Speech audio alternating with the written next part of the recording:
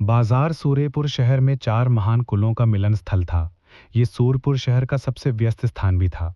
लोग आए और चले गए और दुकानों की कतारें थीं। कई भाड़े के सैनिक जंगली जंगल में क्रूर जानवरों को मारने के बाद अपनी लूट बेचने के लिए बाजार में आते थे। रुद्रसेन आग किलिन की जरूरत की चीजों को इकट्ठा करने के लिए बाजार में आए। जंगली जंगल की गहराई में एक शक्तिशाली बाड़ अजगर था। ये जानवरों का राजा था। रुद्रसेन ने इसके बारे में पहले सुना था, लेकिन फ्लड ड्रैगन का खून प्राप्त करना आसान नहीं था। सौभाग्य से आग किलिन ने कहा कि आशा थी। फायर किलिन को दर्जनों आध्यात्मिक जड़ी बूटियों की आवश्यकता थी। फायर किलिन ने अपनी ताकत खो दी थी और उसकी ताकत सीमित थी, लेकिन उसके पास अभी भी वे सभी क्षमताएं थीं जो उसके पास पहले थीं। फायर किलिन को औषधीय तरल बनाने के लिए इन आध्यात्मिक जड़ी बूटियों को उपयोग करने की आवश्यकता थी। इसे लेने के बाद ये थोड़े समय के लिए अपनी ताकत वापस पा लेगा। ये सिर्फ आभा थी जो अपने चरम पर लौट आई थी, ना कि ताकत। अपनी ताकत को भांपते हुए फायर किलिन अभी भी एक अत्यंत शक्तिशाली दिव्य जानवर दिखता था। वास्तव में फायर किलिन की ताकत बदली नहीं थी। सीधे शब्दों में कहें तो फायर किलिन फ्लड ड्रैगन को डराना चाहता था। रुद्रसेन को नहीं पता था कि यह तरीका काम करेगा या नहीं, लेकिन उन्हें कोशिश करनी पड़ी। उनके पास ज्यादा समय नहीं बचा था। जब तक उसे बाढ़ अजगर का खून मिल सकता था, रुद्रसेन कोई भी तरीका आजमाने को तैयार था। ये यंग मास्टर रुद्र है? बाजार में गार्ड गश्त कर रहे थे। जब उन्होंने रुद्रसेन को देखा तो वे सभी उनका अभिवादन करने के लिए आगे आए। रुद्रसेन कबीले में लौट आए थे। स्वाभाविक ही उनके वापस आने की खबर पूरे कबीले में फैल गई थी। रुद्र, क्या तुम कुछ खरीदने के लिए बाजार आए थे? रुद्रसेन के तीसरे चाचा धर्मसेन ने मुस्कुराते हुए पूछा। कुछ चीजें हैं जिन्हें मैं खरीदना चाहता हूं, रुद्रसेन ने कहा। आपको जो चाहिए उसे लिखें और नौकरों को उन्हें इकट्ठा करने में आपकी मदद करने दे, धर्मसेन ने कहा। रुद्रसेन ने सिर हिलाया। उसने अपनी जरूरत की आध्यात्मिक जड़ी बूटियां लिखीं और एक गार्ड को दे दी। चलो चलकर देखते हैं, धर्मसेन ने कहा। तीसरे चाचा, कृपया रास्ता दिखाएं, रुद्रसेन ने मुस्कुराते हुए कहा। Market square green cloud city के चार महान कुलों द्वारा संरक्षित स्थान था। जो बाजार में व्यापार करते थे उन्हें चार महान कुलों की सुरक्षा मिलती थी। बेशक इन दुकानों को हर महीने एक निश्चित राशि का करों का भुगतान करना होता था। सेन परिवार जैसे छोटे परिवार के लिए उनकी मुख्य आय बाजार से एकत्र किए गए करों और परिवार के कुछ व्यवसायों से आती थी। उनकी वार्षिक आय लगभग 5 से 6 लाख तेल चांदी थी। हालांकि सेन परिवार, जिसमें मुख्य वंश, शाखा वंश, नौकर और गार्ड शामिल थे, अभी भी 1,000 से अधिक लोग थे। खर्च बहुत बड़ा था। जहां तक रुद्रसेन की बात है, उन्होंने वज्र दीक्षा अकादमी में प्रशिक्षण के लिए 1 वर्ष में 1,50,000 टेल्स चांदी खर्च की। यही कारण था कि सेन कबीर जैसा एक छोटा कबीला केवल 1 या 2 लोगों को प्रशिक्षण के लिए भेजने का जोखिम उठा सकता था। बुनियादी खेती संसाधनों की पेशकश के अलावा कुछ कीमती खेती के संसाधन थे, जिन्हें सेन परिवार जैसा छोटा परिवार वहन नहीं कर सकता था। सौभाग्य से रुद्रसेन हमेशा मेहनती थे। उनके सामने आने वाली आकस्मिक मुठभेड़ों के साथ उनकी खेती में तेजी से सुधार हुआ था। उन्होंने अपने परिवार की उम्मीदों को निराश नहीं किया। रुद्रसेन ने अपने तीसरे चाचा धर्मसेन के साथ बाजार में गश्त की, मुख्य रूप से लोगों को बाजार में परेशानी पैदा करने से रोकने के लिए। आखिरकार बाजार में आने वाले कई लोग भाड़े के सैनिक थे। इन लोगों का स्वभाव बुरे था और उनके लिए दुकान मालिकों के साथ संघर्ष करना बहुत आसान था। ऐसे समय में सेन परिवार को चीजों को सुलझाने और स्थिति को बढ़ने से रोकने के लिए कदम उठाना पड़ा। तीसरे मास्टर, आप यहाँ हैं। जाने से पहले अंदर आओ और ड्रिंक लो। जब वे एक प्राचीन वस्तुओं की दुकान के पास से गुजरे, तो दुकानदार ने मुस्कुराते हुए धर्मसेन का अभिवादन किया। हा हा, बूढ़े आदमी, क्या आपके पास फिर से कुछ अच्छी चाय है? धर्मसेन ने मुस्कुराते हुए कहा। इस साल की नई चाय की पत्तियां अभी आई हैं। तीसरे गुरु, अंदर आओ और स्वाद लो। यदि आपको स्वाद पसंद है तो मैं आपके लिए कुछ पैक करूंगा और इसे आपके स्वाद के लिए कबीले में वापस लाऊंगा, दुकानदार ने मुस्कुराते हुए कहा। अगर मैं आपकी चाय पीता हूं तो कोई बात नहीं, मैं इसे वापस कैसे ला सकता हूं? धर्मसेन ने सिर हिलाया। ये सब सेन परिवार की सुरक्षा के लिए है कि मैं शांति से व्यापार कर सकता हूं। कुछ चाय की पत्तियां क्या हैं? दुकानदार ने मुस्कुराते हुए कहा। उन्होंने धर्मसेन को अंदर आमंत्रित किया। क्या आप यंग मास्टर रुद्रसेन हैं? दुकानदार ने रुद्रसेन की ओर देखते हुए सम्मानपूर्वक पूछा। क्या तुम मुझे जानते हो? रुद्रसेन ने आश्चर्य से पूछा। मेरा एक रिश्तेदार है जो वज्र दीक्षा अकादमी में पढ़ा रहा है। कुछ समय पहले मैं सामान खरीदने के लिए सौरभपुर शहर गया था और अपने रिश्तेदार के घर आराम करने के लिए रुक गया था। मैंने अपने भतीजे से सुना कि आप रुद्रसेन थे। मैंने सुना है कि वज्र दीक्षा अकादमी की आंतरिक आंगन प्रतियोगिता के दौरान रुद्रसेन अपराजेय थे। आज मैं आपसे मिल पा रहा हूं रुद्रसेन, मैं वास्तव में भाग्यशाली हूं। दुकानदार ने चापलूसी करते हुए कहा। वह जानता था कि रुद्रसेन केवल 16 वर्ष का था और पहले ही मार्शल मास्टर परत तक टूट चुका था। भविष्य में सेन कबीला सूर्यपुर शहर में रहने में सक्षम नहीं हो सकता है। दुकानदार इतना विनम्र था क्योंकि वह सेन कबीले के साथ अच्छे संबंध स्थापित करना चाहता था। हा हा, मेरा भतीजा सेन परिवार की आशा है, धर्मसेन ने मुस्कुराते हुए कहा। खा खा, वह इतना अद्भुत नहीं है जितनी अफवाहें कहती हैं। छात्रों के लिए जीतना और हारना सामान्य बात है, रुद्रसेन ने मुस्कुराते हुए कहा। अचानक रुद्रसेन को लगा कि कोई उसकी पतलून खींच रहा है। उसने नीचे देखा और फायर किलिन को देखा। तीसरे गुरु, रुद्रसेन, कृपया आंतरिक आंगन में बैठ जाएं, दुकानदार ने कहा।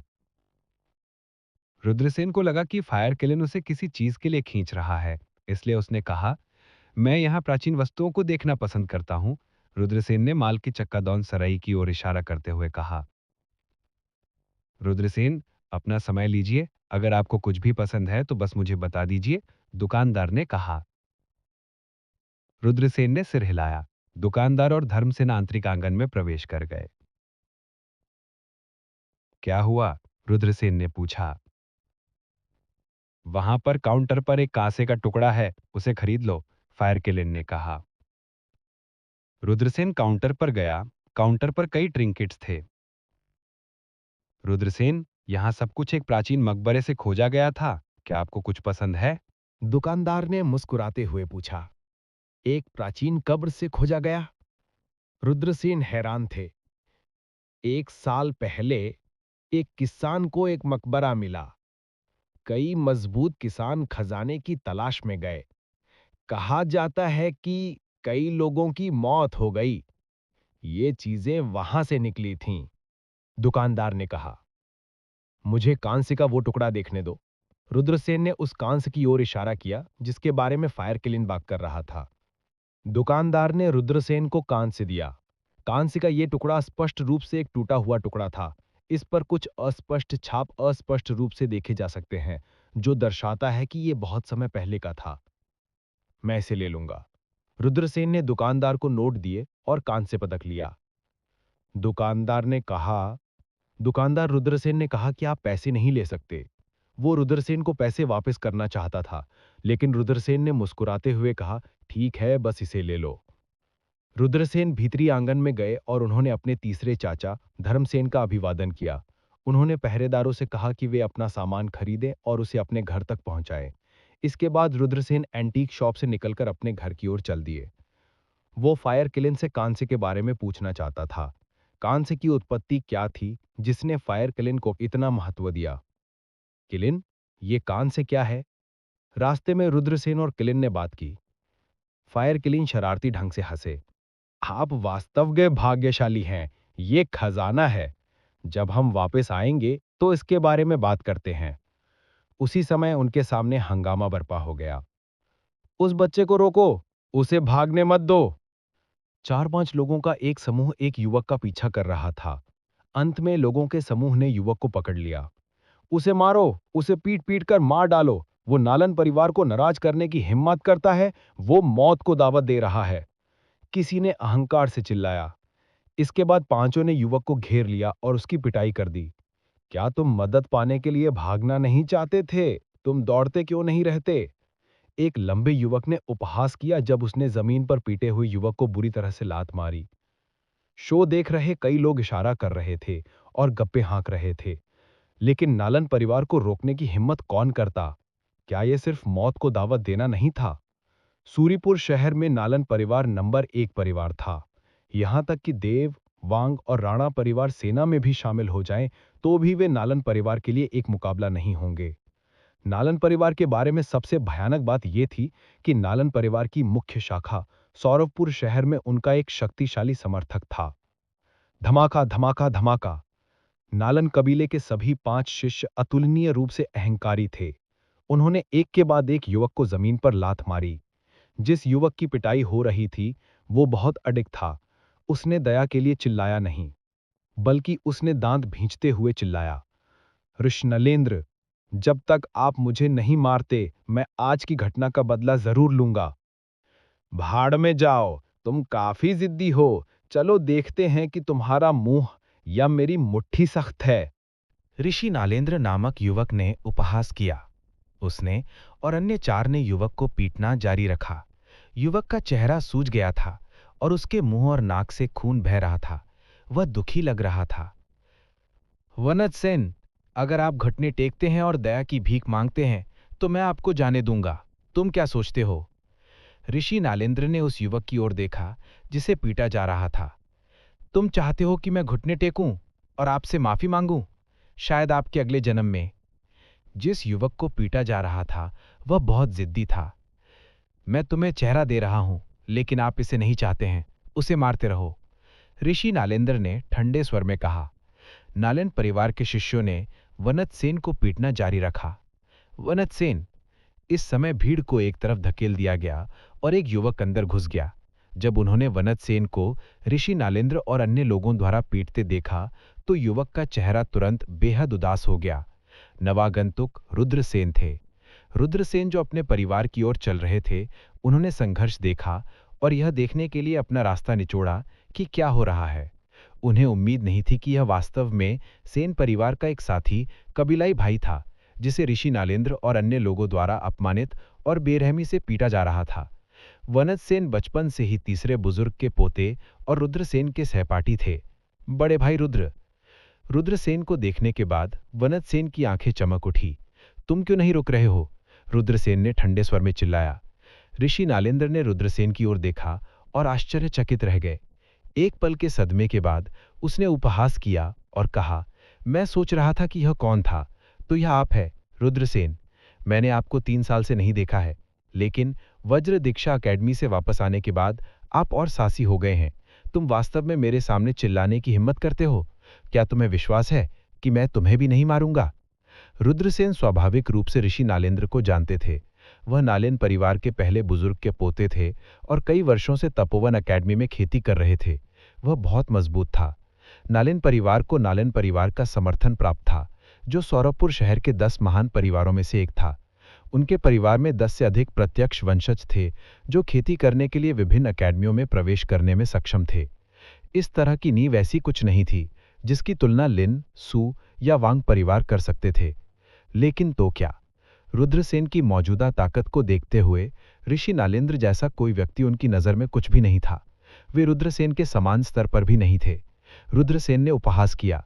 वह ऋषि नालेंद्र पर अपनी सांस भी बर्बाद नहीं करना चाहते थे। वह सीधे ऋषि नालेंद्र की ओर दौड़े। उनके अपने भाई को इस तरह की हालत में पीटा गया था।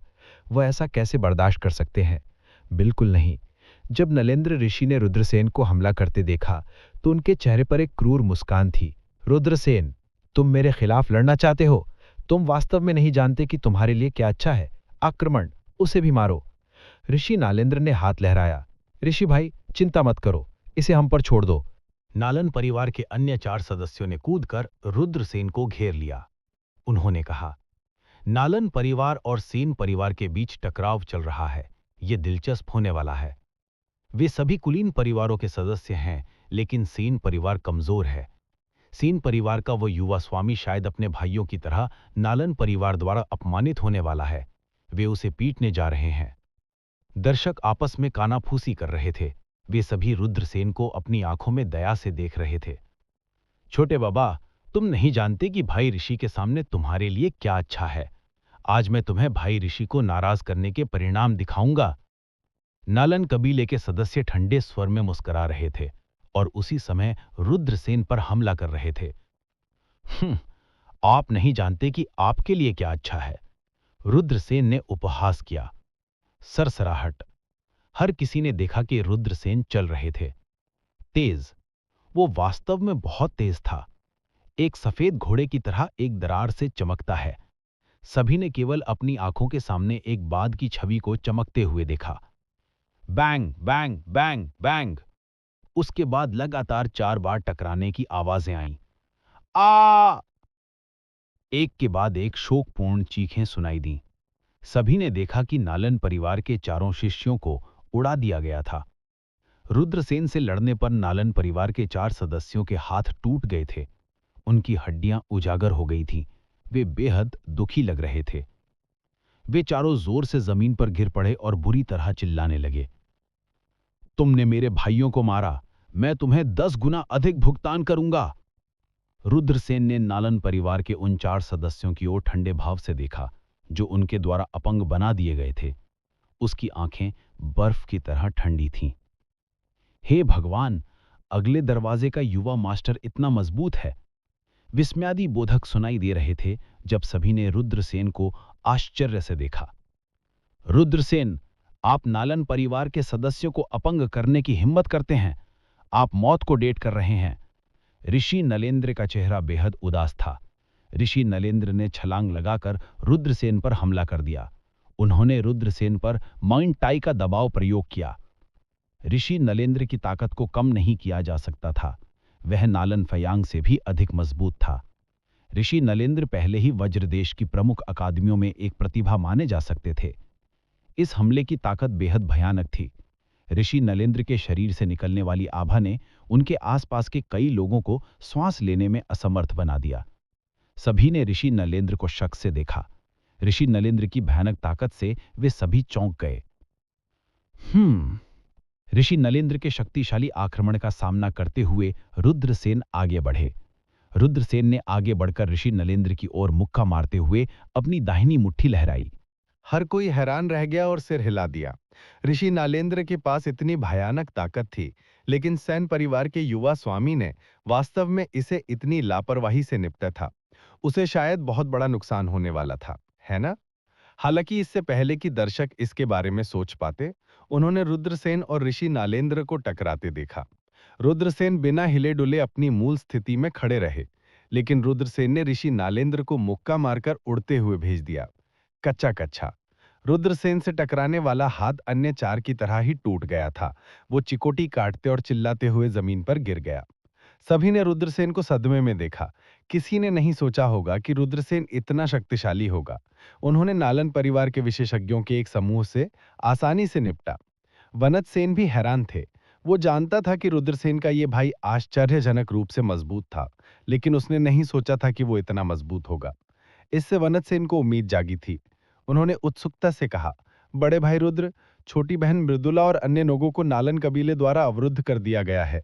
मुझे चिंता है कि छोटी बहन मृदुला और अन्य लोग उनके हाथों में पड़ जाएंगे और उन्हें बहुत नुकसान होगा। क्या चल रहा है? रुद्रसेन के हाव भाव अचानक डूब गए। उन्होंने कहा, ये शुभ्रा, राजवीर नालेंद्र और अन्य हैं। राजवीर नालेंद्र पिछले कुछ समय से सिस्टर मृदुला को परेशान कर रहे हैं और यहाँ तक कि हमारे परिवार को शादी का प्रस्ताव भी रखा। भाई रुद्र, आप जानते हैं कि राजवीर नालेंद्र एक बदमाश है। कौन जानता है कि उसने कितनी महिलाओं को नुकसान पहुंचाया है। उसकी सगाई भी है और उसने केवल सिस्टर मृदुला से शादी का प्रस्ताव रखा। हमारा सैन परिवार स्वाभाविक रूप से सहमत नहीं होगा। आज उसने सिस्टर मृदुला को देखा और उसे एक कोने में घेर लिया। वो दिन के उजाले में सिस्टर मृदुला को अपमानित करना चाहता था और उसके कपड़े भी फाड़ देता। सौभाग्य से धनुष सेन और मैं आज बाहर आए और ये देखा।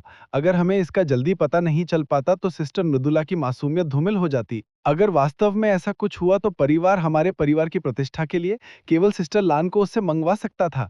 पता चलने के बाद इन लोगों ने शिकायत भी की कि सिस्टर मृदुला ने राजवीर नालेंद्र को बहकाया था।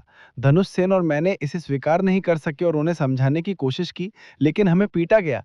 उन्होंने हमें घेर लिया और हमें जाने नहीं दिया, इसलिए मैं उन्हें सूचित करने के लिए भागा। जब उन्होंने ये सुना तो रुद्रसेन क्रोध से फूटने वाले थे। जब उन्होंने सोचा कि कैसे राजवीर नालेंद्र द्वारा शुद्ध और प्यारी बहन मृदुला को लगभग बदनाम कर दिया गया था, तो रुद्रसेन को अपने सीने में एक भयंकर आग महसूस हुई। मुझे देखने के लिए ले आओ। रुद्रसेन की निगाहें बेहद उदास थीं और उनकी आवाज बर्फ जैसी ठंडी थी। एक गली के कोने पर यह जगह मूल रूप से गंदी झुग्गी थी। नीचे रहने वालों के अलावा बहुत कम लोग यहाँ आते थे।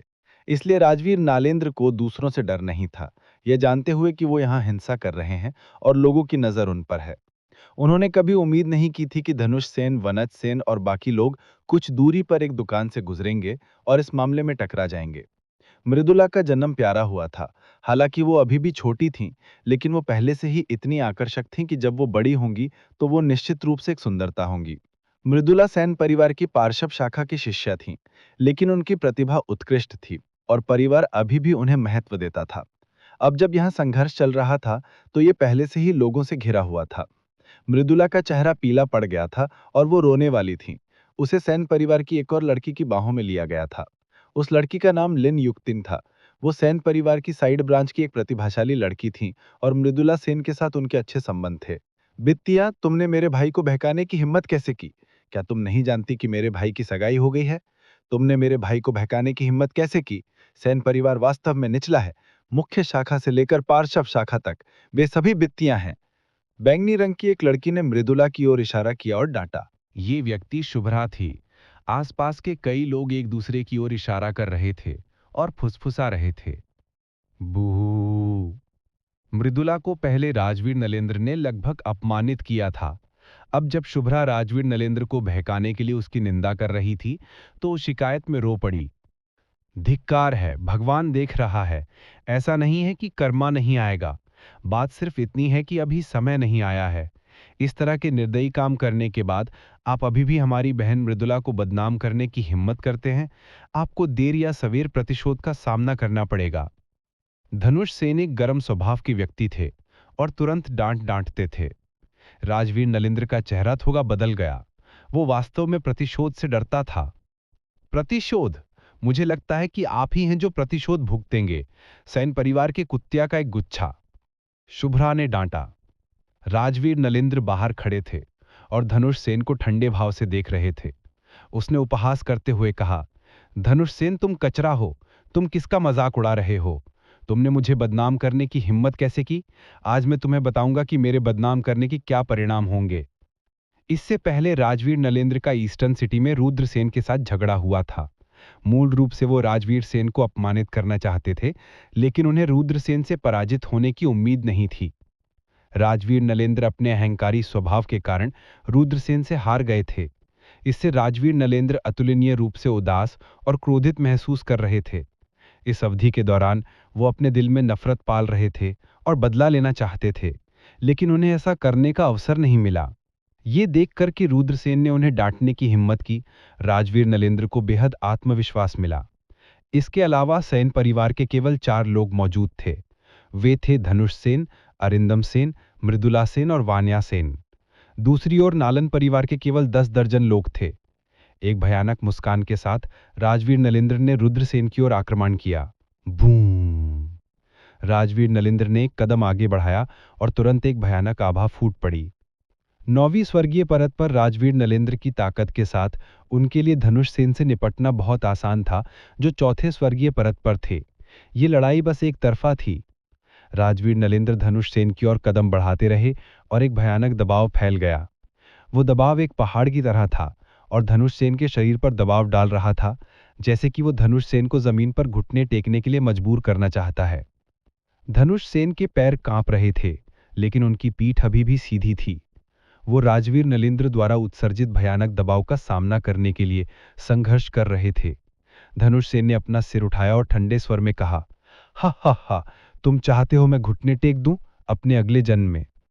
फिर तुम सिर्फ एक जब्त पीने के लिए टोस्ट से इंकार करते हो।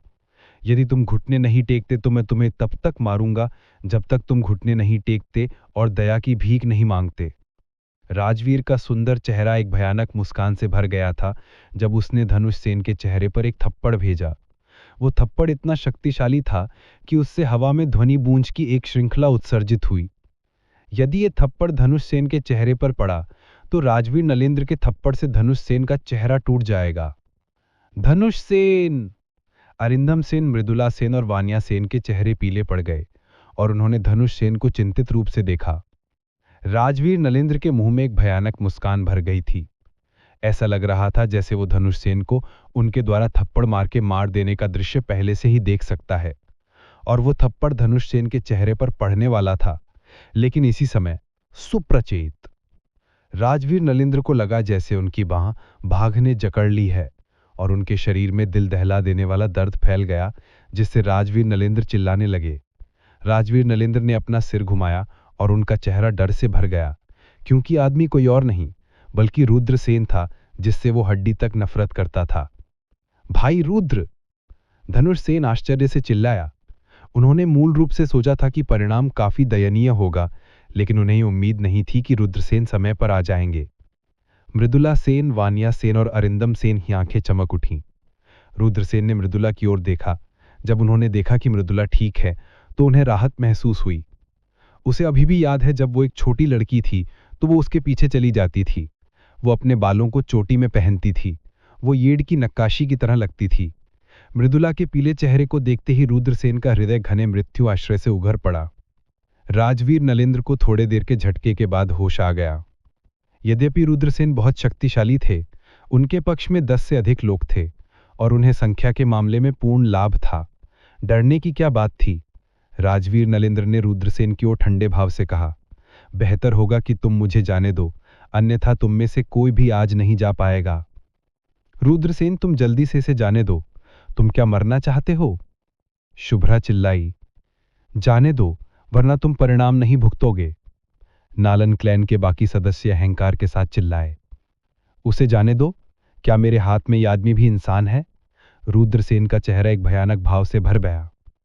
अगर वैनत सेन और अन्य लोगों ने राजवीर नलेंद्र को मृदुला को अपमानित करते नहीं देखा होता और समय से उससे निपट नहीं लिया होता, तो परिणाम अकल्पनीय होते।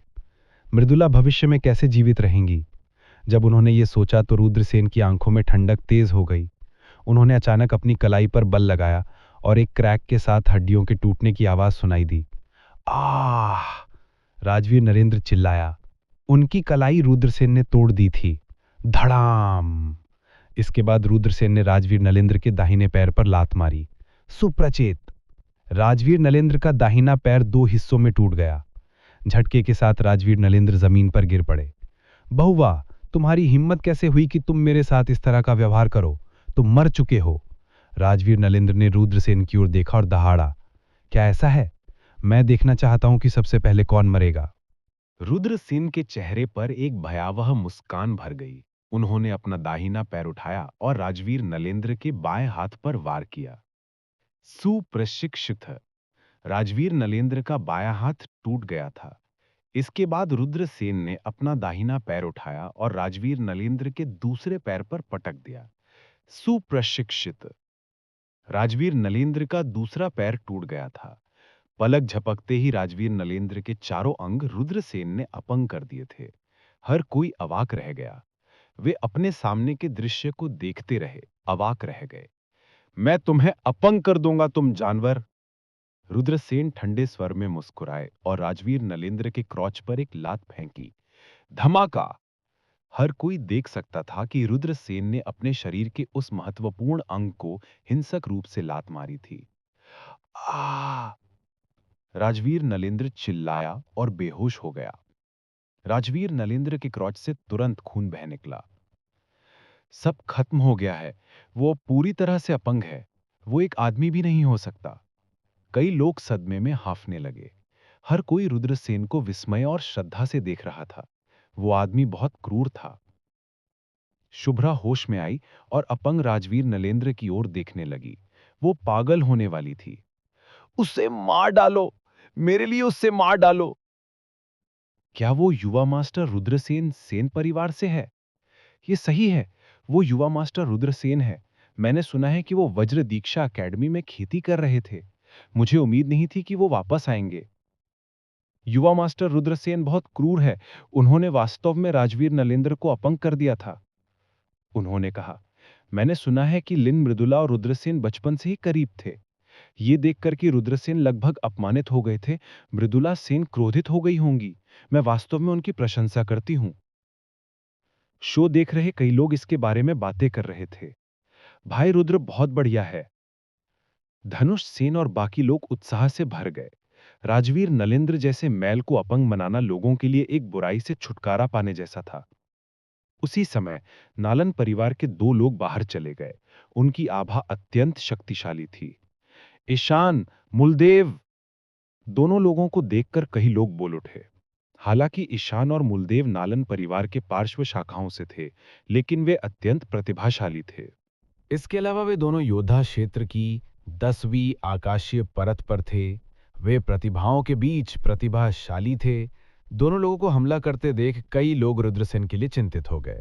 दर्शकों को अहंकारी और निरंकुश नालान परिवार के बारे में अच्छा प्रभाव नहीं था।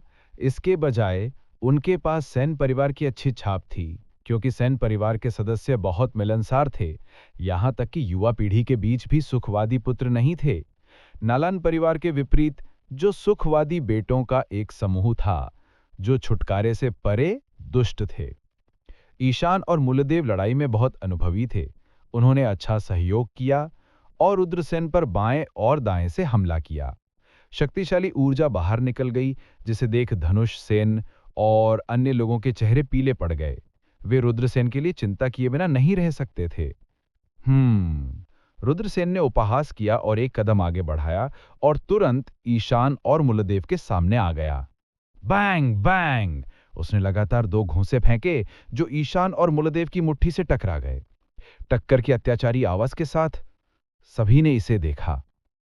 ईशान, मूलदेव और ईशान को पीछे हटने के लिए मजबूर होना पड़ा। क्या मेरी आंखें मुझ पर चालें खेल रही हैं? कई लोगों ने कहा। उनके चेहरे शड्मे से भरे हुए थे। ऋतुसेन केवल 16 वर्ष के थी। उसने वास्तव में ईशान को खदेड़ दिया, जो मार्शल आर्ट्स क्षेत्र की 10वीं परत पर था। मूलदेव, इसके अलावा वह उनमें से दोनों को अकेले हराने में सक्षम था। खेती का यह स्तर बहुत भयानक था। बिग ब्रदर रुद्र इतना मजबूत है।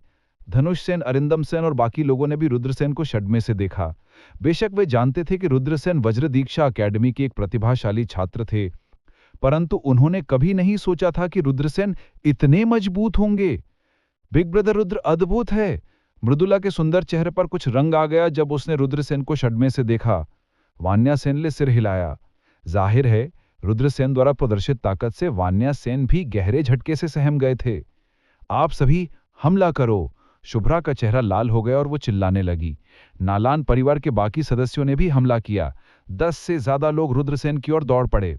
अब सब खत्म हो गया है। रुद्रसेन 10 से ज्यादा लोगों से घिरे हुए हैं। वे निश्चित रूप से हारने वाले हैं। नालान परिवार के 10 से अधिक सदस्यों को रुद्रसेन की ओर भागते देख भीड़ के हाव-भाव बहुत बदल गए। उनकी राय में रुद्रसेन 10 से ज्यादा लोगों के आक्रमणों का सामना नहीं कर सकते हैं। तुम सिर्फ एक चींटी हो। उसी समय रुद्रसेन चले गए। उसकी अभिव्यक्ति बेहद ठंडी थी। रुद्रसेन ने अपनी भक्षण आत्मा को सक्रिय किया। एक शक्तिशाली कारावास बल बाहर निकल गया और नालन परिवार के दर्जनों या उससे अधिक लोगों को घेर लिया। मैं हिल नहीं सकता। क्या चल रहा है? मेरे शरीर को सील कर दिया गया है। बाहर आओ, मार्शल स्प्ले, ये क्यों हो रहा है? मैं हिल नहीं सकता और मैं अपनी मार्शल स्पिट का उपयोग नहीं कर सकता। ये आदमी जादू टोना जानता है। नालन कबीले के सभी सदस्य रुद्रसेन को घातक पीले चेहरे से देख रहे थे। वे सभी घबरा गए थे। क्या चल रहा है? देखने वाले अवाक रह गए। उस समय रुद्रसेन पहले ही भीड़ में भाग चुका था। Boom, boom, boom. उसने घूंसे के बाद घूंसे फेंके। Bang, bang, bang. इसके साथ टकराव की दबी हुई आवाजें और हड्डियों के टूटने की आवाज भी सुनाई दे रही थी। एक एक करके नालन परिवार के सदस्यों को उड़ा दिया गया। वाह! उन्होंने मुंह भर खून उगल दिया और जमीन पर गिर पड़े। उनके शरीर फड़क रहे थे। मौन, एक मौत का सन्नाटा था। रुद्रसेन ने कुछ ही सेकंड में लोगों के एक समूह को मार डाला था। इस दृश्य से हर कोई दंग रह गया। शुभ्रा डर से कांप रही थी। रुद्रसेन ने शुभ्रा की ओर देखा। शुभ्रा ने ही राजवीर नलेंद्र को बहकाने के लिए मृदुला की निंदा की थी। उन्होंने सेन परिवार के सदस्यों का भी अपमान किया था। इससे कोई फर्क नहीं पड़ता कि वो एक महिला थी या नहीं, वो उसे जाने नहीं दे सकता था। शुभ्रा, कुतिया, मृदुला के सामने घुटने टेक कर माफी मांगे, रुद्रसेन ने ठंडे स्वर में मुस्कुराते हुए कहा। इसके बाद वो आगे की ओर झपट लिया और शुभ्रा को पकड़ लिया। शुभ्रा डर से कांप रही थी। रुद्रसेन उसे पकड़ नहीं वाले थे। वो शुभ्रा को घुटने टेकना चाहता है। रुद्रसेन बहुत मजबूत है। उसने नालन परिवार के कई सदस्यों को अपंग कर दिया और वो चाहता है कि शुभ्रा घुटने टेक दे। अगर शुभ्रा घुटने टेकती हैं तो नालन परिवार की गरिमा कुचल जाएगी। हे, सैन परिवार और नालन परिवार के बीच तालमेल नहीं है। युवा पीढ़ी के बीच हमेशा संघर्ष होते रहे हैं। अतीत में ये नालन परिवार था जिसने सैन परिवार को दबा दिया था।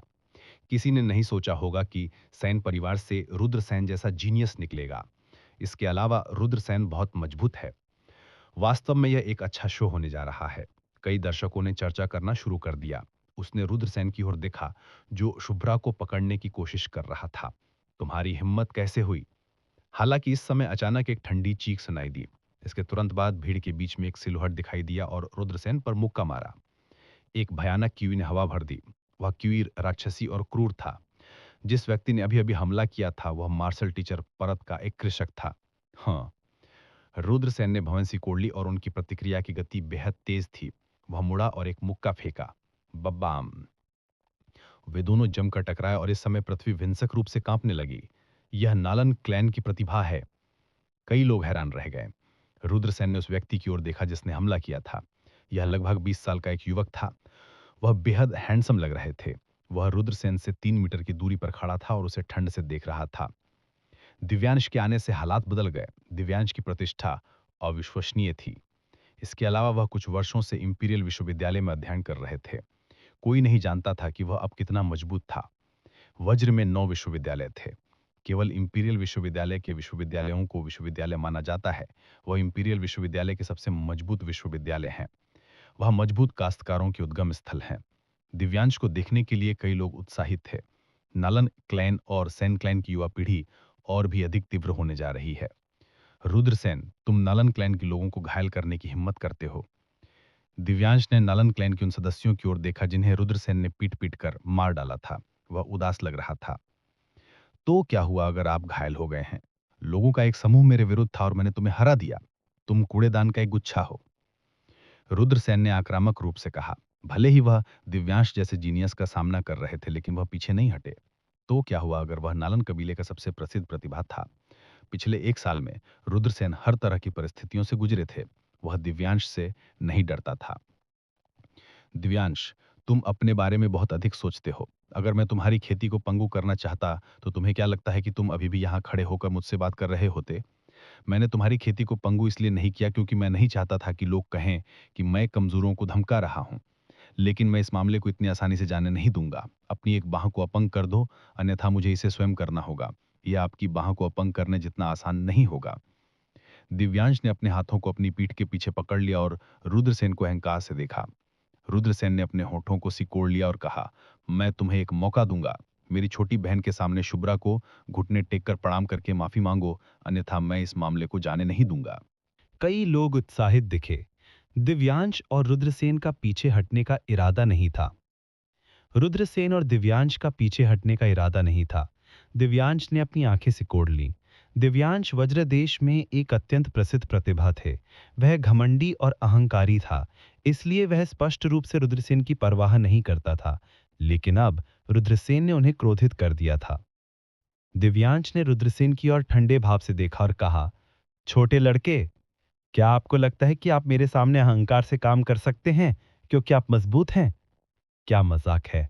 आज मैं आपको एक ऐसा सबक सिखाऊंगा जिसे आप कभी नहीं भूलेंगे। मैं आपको बताऊंगा कि हमेशा आपसे बेहतर कोई होता है। दिव्यांश ने हमला किया। रुद्रसेन, दिव्यांश की ताकत को अथाह कहा जा सकता है। जिस क्षण उसने हमला किया, उसके शरीर से निकलने वाली भयानक आभा ने कई लोगों को पीला कर दिया था। वह क्यूई बहुत भयानक था। कई लोगों ने रुद्रसेन को दया की दृष्टि से देखा। उन्हें लगता था कि हालांकि रुद्रसेन बहुत मजबूत थे, फिर भी उनके और दिव्यांश के बीच एक बड़ा अंतर था। उनके बीच का अंतर विशेष रूप से स्पष्ट था। कई लोगों ने तो यह भी सोचा था कि रुद्रसेन दिव्यांश के खिलाफ 3 राउंड से ज्यादा नहीं टिक पाएंगे। भाई, तुम्हें उसके अंग तोड़ने होंगे, शुभ्रा चिल्लाई। उसने रुद्रसेन को ठंडे और बुरे तरीके से देखा। शुभ्रा न केवल सुंदर थी, बल्कि उसका दिल भी सांप और बिच्छू की तरह जहरीला था। बड़ा कम उसी समय रुद्रसेन और दिव्यांश की टक्कर हो गई। सभी ने देखा कि रुद्रसेन और दिव्यांश की टक्कर हुई थी, लेकिन हैरानी की बात यह थी कि रुद्रसेन बिल्कुल भी घायल नहीं हुए थे। दिव्यांश का आक्रमण आकस्मिक था, लेकिन वह वज्र के सबसे मजबूत काश्तकारों में से एक था। यहां तक कि अगर उसने अपनी ताकत का केवल 30% ही उपयोग किया होता तो उसे रुद्रसेन को हराने में सक्षम होना चाहिए था। लेकिन तथ्य यह था कि रुद्रसेन ने उनके आक्रमण को रोक दिया था। ये कैसे संभव है? दिव्यांश का चेहरा बेहद उदास लग रहा था। रुद्रसेन ने उनके आक्रमण को रोक दिया था। दिव्यांश अपमानित महसूस कर रहे थे। दिव्यांश को पछतावा हुआ। उसे अपनी ताकत का 50% रुद्रसेन को हराने के लिए 30% के बजाय उपयोग करना चाहिए था। दिव्यांश फिर से हमला करने ही वाले थे कि रुद्रसेन शुभ्रा की ओर बढ़ गए। आह, तुम क्या कर रहे हो? शुभ्रा का चेहरा पीला पड़ गया जब उसने रुद्रसेन को उसकी ओर भागते हुए देखा। विशेष अधिक। शुभ्रा ने रुद्रसेन की आंखों में भयानक भाव देखा। शुभ्रा का अहंकार बिना किसी निशान के गायब हो गया। अब उसकी आंखों में केवल डर था। उसने सोचा था कि दिव्यांश रुद्रसेन को आसानी से हरा सकते हैं। उसे उम्मीद नहीं थी कि दिव्यांश रुद्रसेन को हराने में असफल रहेंगे, बल्कि उन्होंने रुद्रसेन को अपने करीब आने की अनुमति दे दी थी। कुत्तिया, क्या तुम नहीं जानती कि मैं क्या कर रहा हूं? तुम्हारी हिम्मत कैसे हुई कि तुमने मेरे सेन परिवार को अपमानित किया और मेरी बहन मृदुला को बदनाम किया? इस दुनिया में कोई भी तुम्हें नहीं बचा सकता। रुद्रसेन भयानक रूप से हंसे।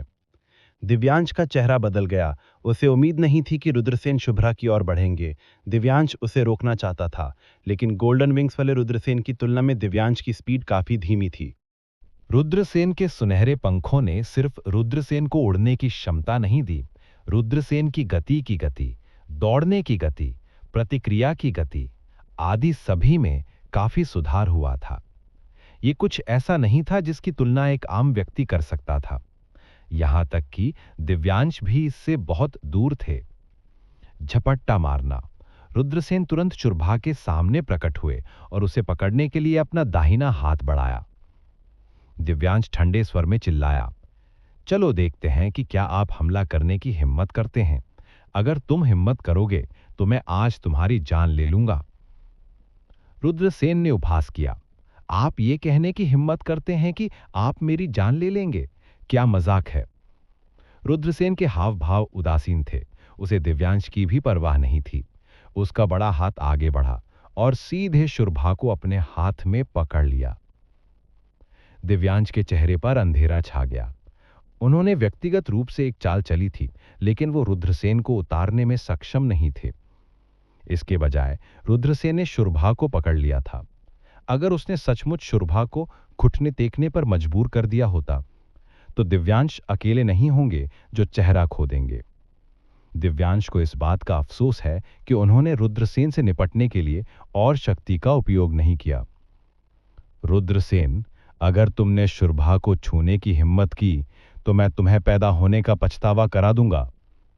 दिव्यांश ने रुद्रसेन की ओर ठंडे भाव से देखा। मैं आज उसे छूने जा रहा हूं। दिव्यांश की धमकी का सामना करते हुए रुद्रसेन के चेहरे पर तिरस्कार भरा था। उन्होंने शुभ्रा के दाहिने पैर पर लात मारी। ऐसी कुतिया के प्रति विनम्र होने की कोई आवश्यकता नहीं थी। दिव्यांश के पैर में मरोड़ हो गई। आह, तुमने मुझे मारने की हिम्मत की, शुभ्रा चिल्लाई। वो नालन कबीले की युवती थी। वो पहले कभी किसी के द्वारा मारी नहीं गई थी, पर अब इतने सारे लोगों के सामने रुद्रसेन ने उसे थप्पड़ मारा था।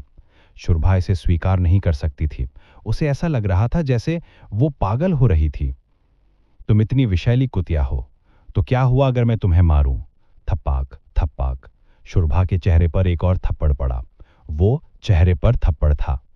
दिव्यांश ने सिर्फ रुद्रसेन को धमकी दी थी। फिर रुद्रसेन ने मुड़कर शुभ्रा को 2 थप्पड़ मारे। वो सिर्फ दिव्यांश के चेहरे पर थप्पड़ नहीं मार रहा था, वो नालन कबीले के चेहरे पर थप्पड़ भी मार रहा था। दिव्यांश बेहद उदास लग रहे थे। अगर लुक मार सकता था तो रुद्रसेन दिव्यांश की चकाचौंध से मारा गया होता। जहां तक शुभ्रा की बात है तो रुद्रसेन ने उसे 2 थप्पड़ मारे थे। उसने आवाज करने की हिम्मत नहीं की। उसने सचमुच शुभ्रा को थप्पड़ मारा। उन्होंने दिव्यांश की धमकी को पूरी तरह से नजरअंदाज कर दिया। ये बहुत दिलचस्प होने जा रहा है। आइए देखते हैं कि ये कैसे होने वाला है। कई दर्शकों ने चर्चा करना शुरू कर दिया। हर कोई रुद्रसेन और दिव्यांश को उत्साह से देखने लगा। दिव्यांश इतनी आसानी से हार नहीं मानेंगे। छोटे लड़के, तुम मरना चाहते हो? दिव्यांश गुस्से से चिल्लाया। वो रुद्रसेन पर मुक्का मारना चाहता था। वो रुद्रसेन को मारना चाहता था। दिव्यांश अपने अटैक पर काफी कॉन्फिडेंट थे। उन्हें विश्वास था कि वो रुद्रसेन के बचाव को नष्ट कर सकते हैं। कितना डरावना! दिव्यांश वास्तव में बहुत मजबूत है। रुद्रसेन मरने वाला है। सभी ने रुद्रसेन को दया की दृष्टि से देखा। किसी को विश्वास नहीं था कि रुद्रसेन दिव्यांश के अटैक को रोक सकते हैं। ढहती मुट्ठी। रुद्रसेन ने दिव्यांश पर फिर से हमला किया।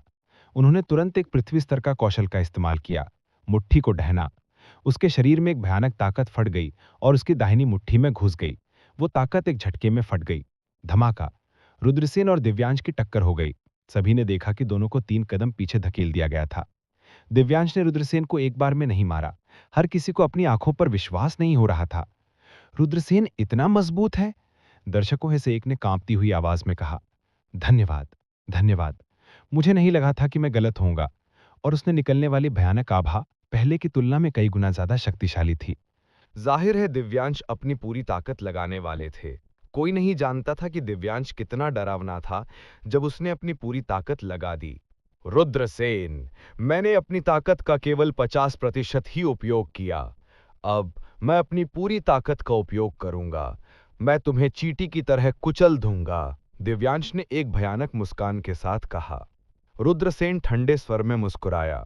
दिव्यांश वास्तव में मजबूत थे, लेकिन तो क्या? अगर वो अपनी पूरी ताकत का इस्तेमाल करता है तो जरूरी नहीं कि वो हार जाए। रुद्रसेन ने ठंडे स्वर में मुस्कुराते हुए कहा, वाह, तुम सच में बेशरम हो। आपके ताकत का 50% आपके पास है। अभी अभी मैंने अपनी ताकत का केवल 30% ही उपयोग किया है। आइए देखते हैं कि मैं तुम्हें कैसे हरा दूंगा, रुद्रसेन ने मजाक उड़ाते हुए कहा। दिव्यांश ने एक लंबा चेहरा खींचा और आगे बढ़ा। उसकी क्यूई और भी अधिक शक्तिशाली होती जा रही थी। उसी समय रुद्रसेन ने भी अपने 3 ब्लैक होल का इस्तेमाल करना शुरू कर दिया। वह लड़ने के लिए तैयार हो रहा था। भले ही रुद्रसेन ने नालन दिव्यांश को हे दृष्टि से देखा, लेकिन वह सिर्फ उसे भड़काने की कोशिश कर रहा था। वह जानता था कि दिव्यांश कितना डरावना था।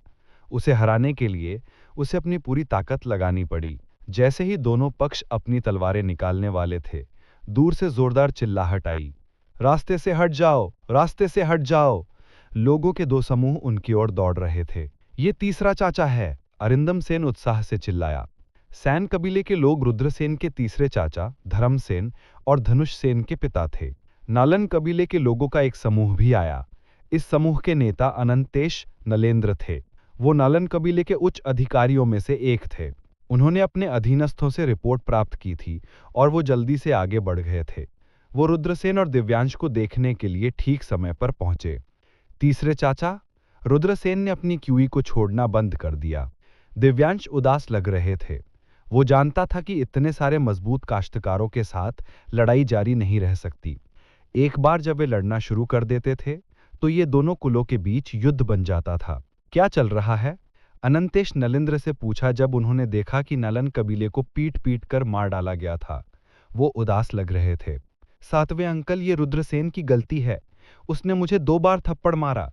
वह नालन कबीले को अपनी आंखों में नहीं डालता। 7वें अंकल, आपको हमारा बदला लेना होगा, शुभ्रा चिल्लाई। अनंतेश नलेंद्र उदास दिखे। उन्होंने रुद्रसेन की ओर नहीं देखा, उन्होंने धर्मसेन की ओर देखा और ठंडे स्वर में कहा, धर्मसेन, आपको नालन कबीले को स्पष्टीकरण देना होगा, अन्यथा हम आपको जाने नहीं देंगे। स्पष्टीकरण? क्या स्पष्टीकरण? ये आपका नालन कबीला था जिसने सबसे पहले हमला किया। आपने एक साथ हमला किया लेकिन आपको पीटा गया। आप उनके जितने मजबूत नहीं हैं, लेकिन आपको स्पष्टीकरण चाहिए। मैंने बेशरम लोगों को देखा है, लेकिन मैंने कभी आपके जैसे बेशरम को नहीं देखा। तुम्हारी हिम्मत कैसे हुई छोटे बबरा? अनंतेश नलेंद्र गुस्से में थे। उन्होंने रुद्रसेन को इसलिए से देखा। अगर लुक मार सकता तो रुद्रसेन को अनंतेश नलेंद्र ने पहले ही मार डाला होता। एक छोटे बबरा ने उनसे इस तरह से बात करने की हिम्मत की। अनंतेश नलेंद्र को लगा जैसे उनका चेहरा खो गया हो। रुद्रसेन ठंडे स्वर में मुस्कुराया। आप बेशर्म हैं और आपके पास अभी भी मुझे अहंकारी कहने की हिम्मत है। तो मरना चाहते हो छोटे बबरा? अनंतेश नलेंद्र गुस्से से चिल्लाया। ऐसा लग रहा था जैसे वह हमला करना चाहता था। धर्मसेन आगे बढ़कर अनंतेश नलेंद्र की ओर देखते हुए उपहास करते हुए बोले, क्या आप हमला करना चाहते हैं? क्या आप मेरे साथ कुछ चालों का आदान प्रदान करना चाहते हैं? अनंतेश नलेंद्र उदास दिखे। धर्मसेन 4 महान कुलों में से शीर्ष 3 में थे। अनंतेश नलेंद्र के पास जीतने का कोई मौका नहीं था। धर्मसेन, आप उसका पक्ष ले रहे हैं।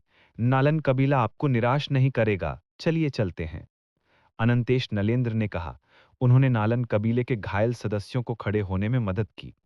फिर नालन कबीले के सदस्यों ने भीड़ को छुड़ा दिया और चले गए। दिव्यांश ने रुद्रसेन को ठंड से देखा और ठंडे स्वर में मुस्कुराया। मुझे कहना होगा कि आप बहुत भाग्यशाली हैं। आप आज बच गए हैं, लेकिन बेहतर होगा कि आप प्रार्थना करें कि आप मुझे फिर से न देखें, क्योंकि अगली बार जब हम मिलेंगे तो आप आज की तरह भाग्यशाली नहीं होंगे। रुद्रसेन ने उदासीनता से कहा, क्या ऐसा है? मैं आपको फिर से देखने के लिए उत्सुक हूं। फिर अपनी गर्दन धो लो और अपनी मृत्यु की प्रतीक्षा करो। अनंतेश नलेंद्र ने कहा। दिव्यांश के होंठ ठंडी मुस्कान में बदल गए। ठीक है, मैं इंतजार करूंगा, लेकिन जब समय आएगा तो हमें नहीं पता चलेगा कि कौन जीतेगा। रुद्रसेन ने ठंडे स्वर में मुस्कुराते हुए कहा। दिव्यांश ने रुद्रसेन की ओर ठंडे स्वर से देखते हुए कहा, फिर वह मुड़ा और चला गया। तुम ठीक हो ना? धर्मसेन ने रुद्रसेन को चिंता की दृष्टि से देखते हुए पूछा। रुद्रसेन ने सिर हिलाया और कहा, मैं ठीक हूं, लेकिन वनतसेन घायल हैं। तीसरे अंकल, हम वापस जाएंगे और वनतसेन का इलाज करेंगे। ठीक है, सावधान रहना। रुद्रसेन ने सिर हिलाया और धनुषसेन, वनतसेन, मृदुला और अन्य लोगों के साथ चले गए। फायर किलिन काफी सक्षम था और यह भी जानता था कि गोलियों को कैसे गढ़ना है। इसने रुद्रसेन को सामग्री इकट्ठा करने के लिए कहा था और कबीले में लौटने के बाद अग्नि किलिन ने खुद गोलियां बनाना शुरू कर दिया। अंत में फायर किलिन ने स्पिरिट लिक्विड की एक छोटी बोतल बनाई। क्या हमें यही चाहिए? रुद्रसेन हैरान थे। फायर किलिन ने सिर हिलाया और कहा, वास्तव में हमें फ्लड ड्रैगन का खून मिलता है या नहीं, यह स्पिरिट लिक्विड की इस बोतल पर निर्भर करेगा। तो हम कब जा रहे हैं? रुद्रसेन ने पूछा। तैयार हो जाओ, हम कल निकलेंगे, फायर किलिन ने कहा। ठीक है। रुद्रसेन ने सिर हिलाया और वीरान जंगल असीम विशाल और असीम था। कौन जानता था कि इसमें कितने क्रूर जानवर रहते थे। बाड़ अजगर जंगल के अधिपतियों में से एक था। बाड़ अजगर झील में वहां एक बाड़ अजगर हाइबरनेट कर रहा था। बाड़ अजगर झील जंगल के बीच में स्थित थी। यह एक विशाल झील थी। यह अफवाह थी कि झील की गहराई में एक बाड़ अजगर रहता था। ऐसा कहा जाता था कि यह बेहद मजबूत था। रुद्रसेन और फायरक्लिन तेजी से झील की ओर बढ़े। दहाड़! एक दिन दूर से एक धरती को चकनाचूर करने वाली गर्जना आई। रुद्रसेन ने देखा और चकित रह गया।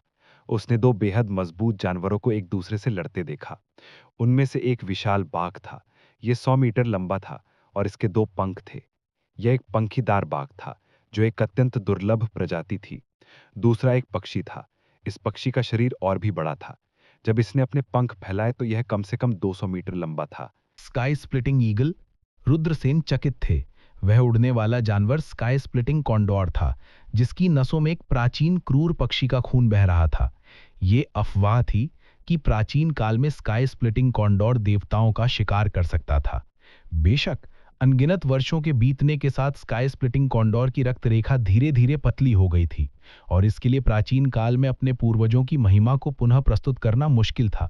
फिर भी उनके सामने स्काई स्प्लिटिंग कॉन्डोर बेहद भयानक था।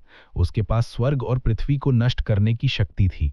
पंखों वाला बाघ और स्काई स्प्लिटिंग ईगल दोनों जंगल के अधिपति हैं, है ना? वे एक दूसरे से क्यों लड़ रहे हैं? रुद्रसेन ने आकाश की ओर देखा और खुद से बुदबुदाते हुए खुद को नहीं रोक सका। फायर किलन ने अपनी आंखें सिकोड़ लीं और कहा, इस जंगली जंगल के अधिपति एक दूसरे से लड़ते हैं, या तो प्राकृतिक खजाने के लिए या क्षेत्र के लिए। विंग टाइगर और स्काई स्प्लिटिंग कॉन्डोर के बीच की लड़ाई धरती को चकनाचूर कर देने वाली थी। दो क्रूर जानवरों के हमलों में पर्वत चोटियां नष्ट हो गईं। अंत में सब कुछ खंडहर में बदल गया। ये कल्पना करना कठिन था कि विंग्ड टाइगर और स्काई स्प्लिटिंग कॉन्डोर कितने शक्तिशाली थे। अस्तित्व का यह स्तर कम से कम इन यांग क्षेत्र के मानव विशेषज्ञ के स्तर का था। वे और भी मजबूत हो सकते हैं। युद्ध से प्रभावित होने से बचने के लिए रुद्रसेन जल्दी से चलती है।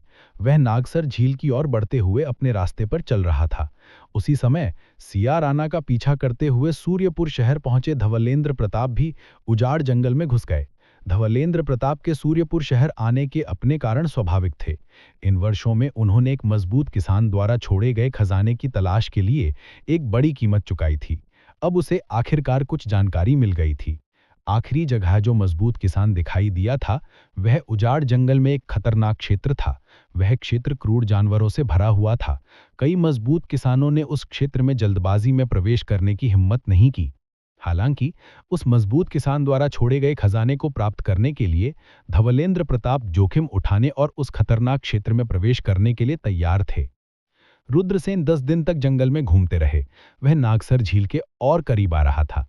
जैसे जैसे वह उजाड़ जंगल में गहराई में जाता था, रुद्रसेन का सामना कभी-कभी शक्तिशाली क्रूर जानवरों से होता था। इन खूंखार जानवरों से निपटते समय रुद्रसेन सावधान रहेंगे। इनमें से कई क्रूर जानवर मानव सेनाओं के जनरलों और मार्शल राजाओं के बराबर थे। ची ची। उस दोपहर जब रुद्रसेन आराम कर रहे थे तो अचानक उन्हें दूर से एक तेज और कान फेर देने वाली चीख सुनाई दी। तभी एक विशाल प्राणी आकाश से उड़ गया। Sky splitter condor. रुद्रसेन ने विशाल जीव की ओर देखा। ये स्काई स्प्लिटर कॉन्डोर था, जिसका उसने कुछ दिन पहले सामना किया था। स्काई स्प्लिटर कॉन्डोर आकाश में ऊंची उड़ान भर रहा था। उसकी तेज और ठंडी आंखें नीचे बढ़ रही थीं। अचानक स्काई स्प्लिटर कॉन्डोर जंगल की ओर बढ़ गया। अरे नहीं, चलो, इस स्काई स्प्लिटर कॉन्डोर ने हमें खोजा होगा, फायर किलिन ने कहा। स्काई स्प्लिटर कोंडोर अपने आप में एक क्रूर पक्षी था। यह देवताओं को खिलाता था।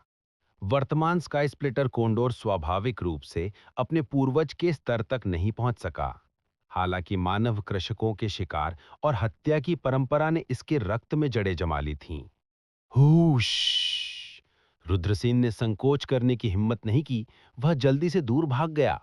फायर किलिन दौड़ते हुए चिल्लाया, हम स्काई स्प्लिटर कोंडोर के क्षेत्र में भाग गए होंगे। ये स्काई स्प्लिटर कोंडोर अपने क्षेत्र के प्रति बेहद पॉजिटिव हैं। इसकी सहमति के बिना जो कोई भी इसके क्षेत्र में प्रवेश करता है, उस पर स्काई स्प्लिटर कोंडोर द्वारा हमला किया जाएगा। मुझे लगता है कि विंग्ड टाइगर पर स्काई स्प्लिटर कोंडोर ने उसी तरह हमला किया था। रुद्रसेन के हाव भाव उदास थे। वह स्काई स्प्लिटर कोंडोर की खोज से बचते हुए जंगल में बेतहाशा भागा। यदि ये तथ्य के लिए नहीं होता कि स्काई स्प्लिटर कोंडोर का शरीर बहुत बड़ा था और रुद्रसेन को पकड़ने के लिए आसानी से जंगल में नहीं जा सकता था, तो रुद्रसेन को बहुत पहले स्काई स्प्लिटर कोंडोर द्वारा पकड़ लिया गया होता। हूश! स्काई स्प्लिटर कोंडोर ने रुद्रसेन को मारने के लिए उसकी ओर बिजली के बोल्ट उगले। स्काई स्प्लिटर कोंडोर के हमले से जंगल के बड़े क्षेत्र नष्ट हो गए थे। रुद्रसेन को स्काई स्प्लिटर कोंडोर के क्रूर हमलों का सामना करना पड़ा। ऐसे कई बार थे जब वह स्काई स्प्लिटर कोंडोर द्वारा मारे जाने के बेहद करीब था। सौभाग्य से रुद्रसेन समय पर चकमा दे गए। वह एक सफेद कोहरे से ढकी पर्वत श्रृंखला में भाग गया। चीन! स्काई स्प्लिटर कोंडोर ने एक कान छेद देने वाली चीख निकाली। वह व्हाइट फॉक पर्वत श्रृंखला के बाहर चक्कर लगाता था। उसकी ठंडी आंखें झिझक से चमक रही थीं, मानो वो डर गई हो। रुद्रसेन का पीछा जारी रखने के लिए पर्वत श्रृंखला में जल्दी नहीं की। स्काई स्प्लिटर कोंडोर बंद हो गया है। क्या व्हाइट फॉक पर्वत श्रृंखला में स्काई स्प्लिटर कोंडोर से भी ज्यादा भयानक कुछ हो सकता है? रुद्रसेन के हाव भाव थोड़े बदल गए। जब उसने यह सोचा तो वह मदद नहीं कर सका, बल्कि उसके दिल में ठंडक महसूस हुई। स्काई स्प्लिटर कोंडोर बाहर चक्कर लगा रहा था। रुद्रसेन नहीं जा सकते थे, इसलिए उन्होंने एक नया रास्ता खोजने का फैसला किया। रुद्रसेन ने व्हाइट फॉक पर्वत श्रृंखला में से यात्रा की। अरे, आगे एक गुफा है। फायर किलिन ने अपने पंजे फैलाते हुए पर्वत श्रृंखला की गहराई की ओर इशारा किया। रुद्रसेन ने सिर हिलाया और गुफा की गहराई में चला गया।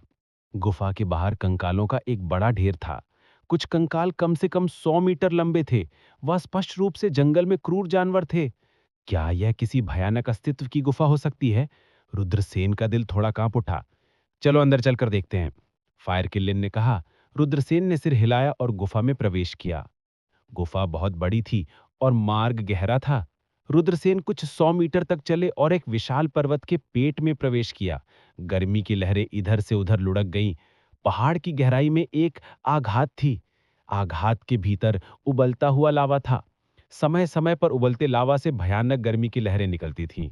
रुद्रसेन को बहुत पसीना आ रहा था। अरे देखो, वो क्या है? अचानक आग किलिन ने लावा की दुनिया की ओर इशारा किया। रुद्रसेन ने ऊपर देखा और देखा कि एक विशाल जीव लावा में तैर रहा है। हालांकि प्राणी का शरीर लावा द्वारा निगल लिया गया था, इसीलिए रुद्रसेन यह नहीं देख सका कि यह क्या था। रुद्रसेन ने कहा, यह एक क्रूर जानवर की तरह क्यों दिखता है?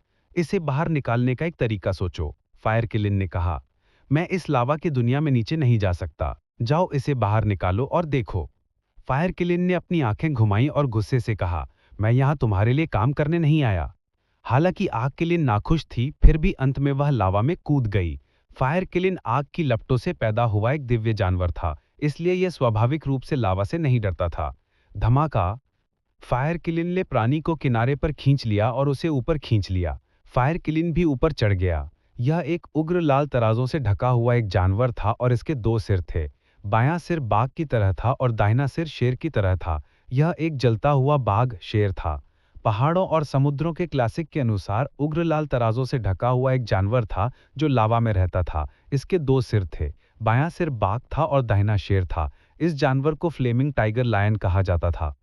रुद्रसेन ने कहा, यह वास्तव में एक ज्वलंत बाघ शेर है। किंवदंती है कि यह एक प्राचीन संस्करण है जो असामान्य रूप से शक्तिशाली है। यह लावा की दुनिया में रहता है, इसलिए फ्लेमिंग टाइगर लायन इस क्षेत्र का अधिपति होना चाहिए, है ना? यहाँ तक कि स्काई स्प्लिटर गिद्ध भी इस क्षेत्र में प्रवेश करने की हिम्मत नहीं करता है। ऐसा लगता है कि स्काई स्प्लिटर गिद्ध भी फ्लेमिंग टाइगर लायन की शक्ति से डरता है। लेकिन इतना शक्तिशाली जानवर यहाँ कैसे मर सकता है? फायर किलिन ने कहा, देखो, फ्लेमिंग टाइगर लायन के पेट पर एक घाव है। रुद्रसेन ने ऊपर देखा और फ्लेमिंग टाइगर लायन के पेट पर एक बड़ा घाव देखा।